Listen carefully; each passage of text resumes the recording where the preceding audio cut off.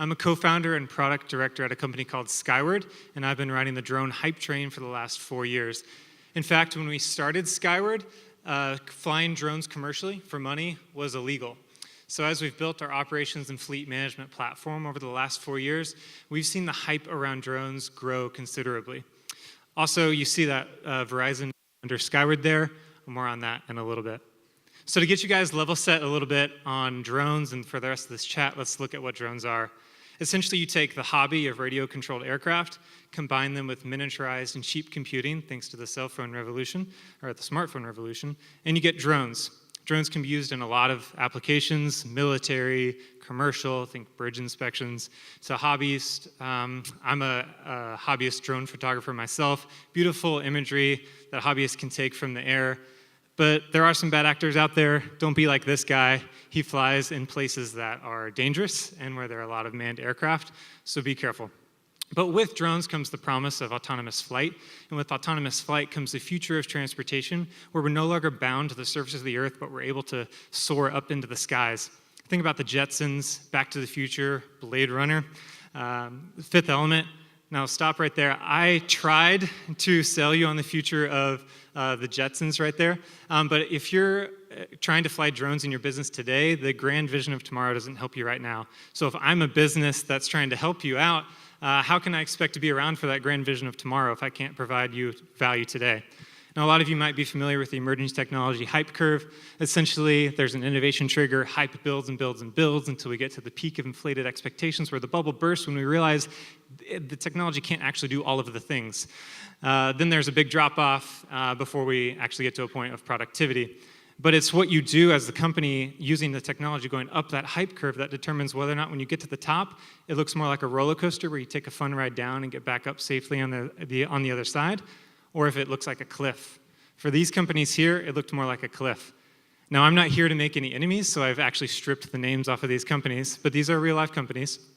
You can see from Company A, they raised a boatload of cash, put drones on the market, but supply chain issues and competition from overseas ultimately led to a failure, and they've now pivoted to software. Company B made lots of promises, $34 million in pre-orders, never shipped a drone. And then Company C knew that they needed to get a new product out there to keep up with their quarterly earnings. And what's more exciting to investors than hopping onto the hype train? Well, definitely not major product recalls when your drone falls out of the sky.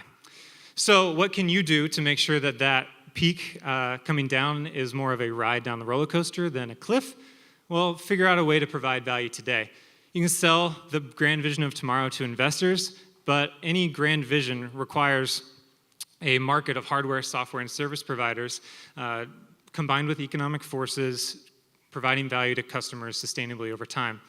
So if you want to be around for that grand vision to come to fruition, then you have to figure out a way to be a part of the action today by providing value to customers.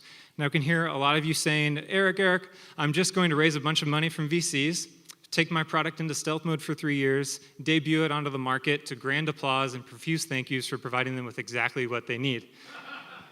There are two problems with that. One, how do you know it's exactly what they need if you aren't out there putting a product in the customer's hands and iterating with them? And then second, lots of companies have raised lots of money. See Company A from the previous slide. Money alone doesn't get it done. So when you do raise money, make sure that you're not raising more than you need. Money has a tendency to cover up a lot of issues within a company.